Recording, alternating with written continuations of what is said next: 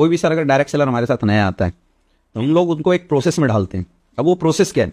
सबसे पहला चीज़ है उसको प्लान करने आना चाहिए। एक तो इनिशियल स्टेज पे शुरुआती दौर में क्या होता है, अपलाइन साथ में जाके प्लान करते हैं, बट वो फ्यूचर नहीं है।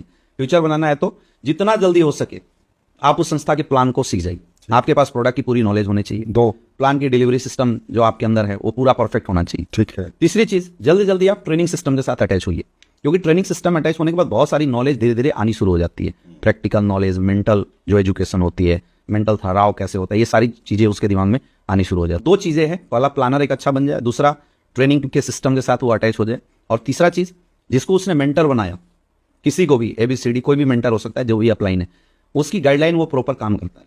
शुरुआती दौर में सर इतना ही बहुत होता है, क्योंकि समुद्र के किनारे खड़ा होने से गहराई का पता नहीं चलता है, वो स्टेप बाय स्टेप पता चलता है। तो स्टेप बाय स्टेप धीरे धीरे आगे बढ़ेगा, फिर ट्रेनर बनेगा, फिर टीम बनेगी, टीम हैंडलिंग बनेगी। हाँ, इसमें सबसे खास बात क्या है, उसकी पर्सनालिटी डेवलपमेंट। उसको सक्सेसफुल नेटवर्कर वही है जो अच्छा नेटवर्कर हो, मतलब उसकी ड्रेस कोड अच्छी हो जानी चाहिए, उसका बोलने का तरीका वो बदलाव होनी चाहिए। Self grooming. हाँ, सेल्फ डेवलपमेंट सर बहुत जरूरी है, उसके लिए ट्रेनिंग। सर इसका सबसे बड़ा कारण लोगों के अंदर बिजनेस एटीट्यूड का डेवलप ना हो पाना।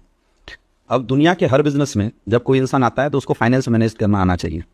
हमारे यहाँ मैंने फील किया कि जस्ट उल्टा है। दुनिया का हर व्यापारी जब धंधा करता है तो अपने धंधे की कमाई का 40 से 50% पैसा री इन्वेस्ट करता है, यानी अपने बिजनेस के डेवलपमेंट में करता है। हमने यहाँ क्या देखा कि जब एक डायरेक्ट सेलर हमारे यहाँ आता है और वो पैसे कमाता है तो वो क्या करता है, 100% कमाई उठा के घर परिवार में डाल देता है। मैंने एक चीज महसूस किया, जब लोग डायरेक्ट सेलिंग में नहीं आए तो 20,000 में उनकी परिवार चलती है, लेकिन यहाँ जब 1 लाख रुपए कमाने लगते हैं तो 50,000 1 लाख रुपए उठा के पूरे परिवार को दे देते। अगर हमने 1 लाख रुपए कमाया और हमने बिजनेस में 0 इन्वेस्ट किया तो फिर बिजनेस चलेगा कहाँ से? खत्म हो जाएगा। जैसे सर अभी आप बता रहे थे बड़े बड़े रैंक के लोग छोड़ के क्यों जा रहे हैं, और ये मतलब मेरा सर पर्सनल 11 साल का तजुर्बा है, और मैंने तो हमारी टीम में बहुत सारे ऐसे लोग हैं जो अच्छे रैंक पे जाने के बाद भी स्लो हुए हैं। इसका सबसे बड़ा कारण ही यही मैंने देखा कि लोग अपने फाइनेंस को नहीं मैनेज कर पाते, बड़े लेवल पे पैसा आता गया फेंकते चले गए। अच्छा, शुरुआती दौर में क्या होता है कि जैसे मैं हूं तो मेरे अपलाइन को मेरे बिजनेस की जरूरत होती है, तो अपलाइन साथ में जोर लगाते जाता है तो बिजनेस निकल जाता है। लेकिन अगर मेरे अंदर बिजनेस एटीट्यूड नहीं आया तो मैंने तो वो डेवलपमेंट किया नहीं ना जो मुझे करना चाहिए था। अब एक दौर के बाद अपलाइन को मेरी बिजनेस की जरूरत होती है, वो खत्म हो जाती है, अपलाइन कहीं और जोर लगाता है, तो जो मेरी आदत थी वो गड़बड़ हो गई।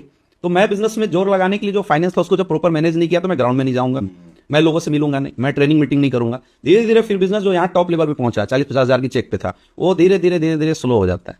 इसका मैंने एक सोल्यूशन बताया जो सर मैं चाहूंगा कि आज लोगों को बताया जाए। दुनिया में बोला जाता है 6 बकेट फॉर्मूला आपको अपनाना चाहिए।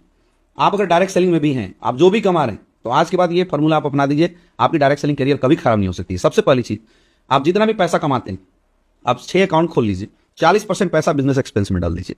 यानी 10,000 की चेक आई तो 4,000 रुपये आप उठा के अपने बिजनेस अकाउंट में डालिए, जहां से आपकी टूर, ट्रेवल्स, जाना आना